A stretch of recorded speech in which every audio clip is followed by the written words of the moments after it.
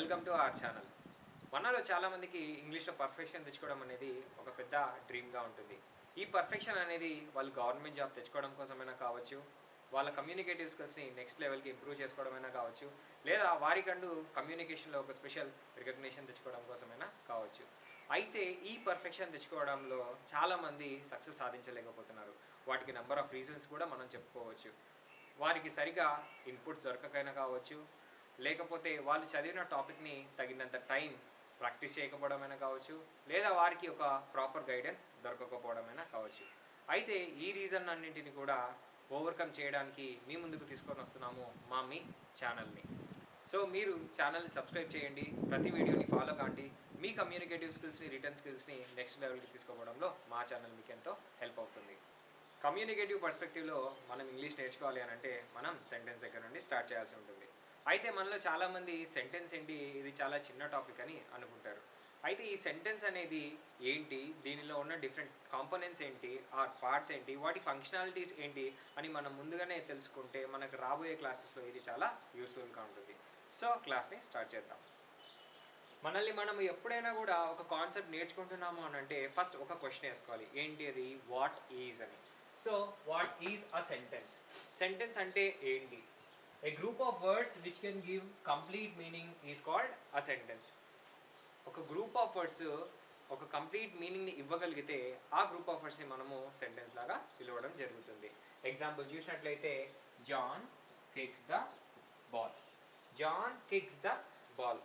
ఇక్కడ ఇది సెంటెన్స్ అని పిలువబడాలి అని అంటే ఫస్ట్ మనకు గ్రూప్ ఆఫ్ వర్డ్స్ అనేటివి ఉండడం జరగాలి.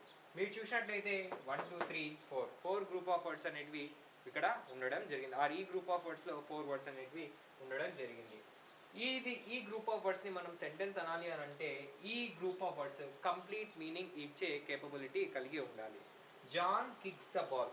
జాన్ ఏం చేస్తున్నాడు? జాన్ బాల్ని కిక్ చేస్తున్నాడు. సో ఈ సెంటెన్స్ని మనము చదివిన తర్వాత మన మైండ్లో కంప్లీట్ పిక్చర్ అనేది రావడం జరుగుతుంది. అందువల్లనే ఈ గ్రూప్ ఆఫ్ వర్డ్స్ని మనము సెంటెన్స్ అని పిలుస్తాము. సెంటెన్స్ అంటే ఏంటి కాదు friends, A group of words అయితే ఒక కంప్లీట్ మీనింగ్ ఇవ్వగలుగుతాయో ఆ గ్రూప్ ఆఫ్ వర్డ్స్ని మనము సెంటెన్సెస్గా పిలవడం జరుగుతుంది. సో ఫ్రెండ్స్, మనము what are the parts of a sentence అని క్వశ్చన్ వేసుకోగా సెంటెన్స్లో 2 పార్ట్స్ అనేటివి ఉంటాయి. ఒకటి సబ్జెక్ట్ అండ్ ఇంకొకటి ప్రెడికేట్.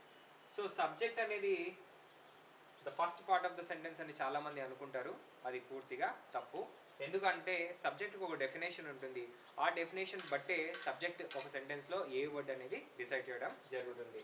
రెండో పార్ట్ వచ్చేసి ప్రెడికేట్ అండి. ఈ ప్రెడికేట్లో మనకు నార్మల్గా వర్బ్ని చూడడం జరుగుతుంది అండ్ ఆబ్జెక్ట్ని చూడడం జరుగుతుంది. అయితే ఈ సబ్జెక్ట్ అంటే ఏంటి, వర్బ్ అంటే ఏంటి, ఆబ్జెక్ట్ అంటే ఏంటి అనేది చాలామందికి తెలియని విషయము. సో వీటి మీద మనము డిస్కస్ చేద్దాము. So friends, subject, verb, object ఏంటో చూద్దాము. ఒక సెంటెన్స్ని మనం కన్స్ట్రక్ట్ చేయాలంటే మనము మోస్ట్ కామన్గా యూజ్ చేసే పార్ట్సే సబ్జెక్ట్, వర్బ్ అండ్ ఆబ్జెక్ట్. అయితే ఇవి ఏంటి అనేది మనము అర్థం చేసుకోవాల్సిన అవసరం ఉంది. ఫస్ట్ మనం వర్బ్ చూద్దాం ఫ్రెండ్స్. ఎందుకంటే వర్బ్ని అర్థం చేసుకుంటే సబ్జెక్ట్ని ఐడెంటిఫై చేయడము లేదా ఆబ్జెక్ట్ని ఐడెంటిఫై చేయడము చాలా ఈజీగా ఉంటుంది. వర్బ్ అంటే ఏంటి friends? Verb is either an actioning word or a state of being word. Verbs అనేటివి ఏమి కాదు ఫ్రెండ్స్, అవి either actioning words అన్న అవుతాయి లేదా state of being words అన్న అవుతాయి. సో ఫ్రెండ్స్, మీకు క్వశ్చన్ రావచ్చు, యాక్షనింగ్ వర్బ్స్ అంటే ఏంటి and state of being verbs అంటే ఏంటో. ఆ క్లారిటీ మనం ఇప్పుడు తీసుకుందాం. ఎగ్జాంపుల్ చూసినట్లయితే John kicks the ball. Actioning verb అంటే ఏంటి ఫ్రెండ్స్? యాక్షన్, ఒక పని. ఈ సెంటెన్స్లో పని ఏం జరుగుతుంది ఫ్రెండ్స్? జాన్ బాల్ని కిక్ చేస్తున్నాడు. అంటే కిక్ చేయడమే కదా ఫ్రెండ్స్ యాక్షన్. ఇక్కడ యాక్షన్ని మనము వర్బ్ అని అంటాము. ఇది యాక్షనింగ్ వర్బ్ ఫ్రెండ్స్. దీన్ని యాక్షనింగ్ వర్బ్ అని ఎందుకు అంటామంటే ఏదైతే క్రియ జరుగుతుందో ఆ క్రియను మనము యాక్షనింగ్ వర్బ్ అని పిలవడం జరుగుతుంది. ఇప్పుడు స్టేట్ ఆఫ్ బీయింగ్ వర్బ్ని చూద్దాం friends. She is a girl. ఈ ఎగ్జాంపుల్ చూసినట్లయితే మనకి ఇక్కడ వర్బ్ వచ్చేసి ఈజ్ ఫ్రెండ్స్. ఈ ఈజ్ అనేది మనకు స్టేట్ ఆఫ్ బీయింగ్ వర్బ్గా పిలవడం జరుగుతుంది. ఎందుకు అని అంటే మీరు అబ్జర్వ్ చేసినట్లయితే ఈ సెంటెన్స్లో ఎటువంటి యాక్షన్ అనేది జరగట్లేదు. చూడండి, షీ ఈజ్ ఎ గర్ల్. ఏంటి? తను ఒక అమ్మాయి. ఇక్కడ ఈ సెంటెన్స్లో మనకు ఏ యాక్షన్ని చూపించడం జరగట్లేదు, కానీ స్టేట్ ఆఫ్ బీయింగ్ చెప్పడం జరుగుతుంది ఫ్రెండ్స్. ఏంటి ఆ స్టేట్ ఆఫ్ బీయింగ్ అంటే తను ఒక అమ్మాయి. సో ఇటువంటి వర్బ్స్ని మనము స్టేట్ ఆఫ్ బీయింగ్ వర్బ్స్ అని పిలవడం జరుగుతుంది. నెక్స్ట్ సబ్జెక్ట్కి వద్దాం ఫ్రెండ్స్. సబ్జెక్ట్ అంటే ఏంటి? ఒక సెంటెన్స్లో సబ్జెక్ట్ అంటే ఏంటి? the doer of an action, the doer of an action or about whom the sentence is. సెంటెన్స్లో సబ్జెక్ట్ ఐడెంటిఫై చేయాలి అని అంటే ఆ సబ్జెక్టు ఆ సెంటెన్స్లోని వర్బ్ని చేస్తూ అన్న ఉండాలి, లేదా ఆ సెంటెన్స్ ఆ సబ్జెక్ట్ గురించే చెప్పడం జరుగుతూ ఉండాలి. ఈ ఎగ్జాంపుల్ మీరు చూసినట్లయితే John kicks the ball. Verb ఏంటి ఫ్రెండ్స్ ఇక్కడ? కిక్స్. కిక్ ఎవరు చేస్తున్నారు? డూయర్ ఆఫ్ ద యాక్షన్ అంటే యాక్షన్ ఎవరు చేస్తున్నారు ఫ్రెండ్స్? ఇక్కడ సెంటెన్స్లో జాన్ యాక్షన్ని చేయడం జరుగుతుంది కాబట్టి జాన్నే మనము సబ్జెక్ట్గా పిలుస్తాము. ఈ ఎగ్జాంపుల్ చూడండి friends, she is a girl. ఇక్కడ యాక్షన్ జరగట్లేదు కానీ ఈ సెంటెన్స్ ఎవరి గురించి చెప్తున్నాము ఫ్రెండ్స్? మనము ఎవరి గురించి చెప్తున్నాము? తన గురించి చెప్తున్నాము, she.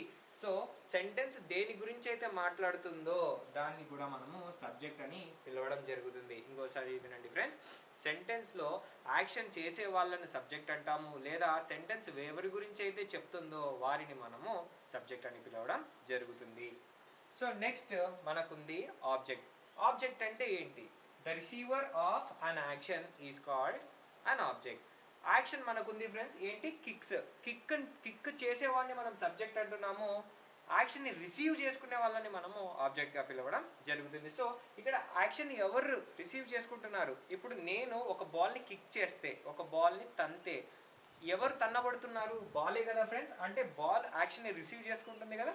So that is why ఏదైతే యాక్షన్ని రిసీవ్ చేసుకుంటుందో దాన్నే మనము ఆబ్జెక్ట్ అని పిలవడం జరుగుతుంది. ఆబ్జెక్ట్ అనేది ఎప్పుడూ కూడా యాక్షనింగ్ వర్బ్ ఉన్న సెంటెన్సెస్లోనే ఉంటుంది.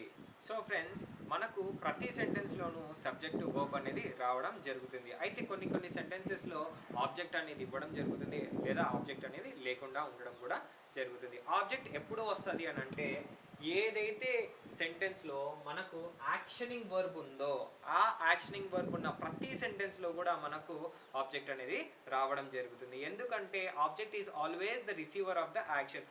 యాక్షన్ అనేదే లేకపోతే యాక్షన్ని రిసీవ్ చేసుకునే వాళ్ళు ఉండరు కాబట్టి యాక్షనింగ్ వర్బ్ లేని సెంటెన్సెస్లో మనము ఆబ్జెక్ట్ని చూడలేము.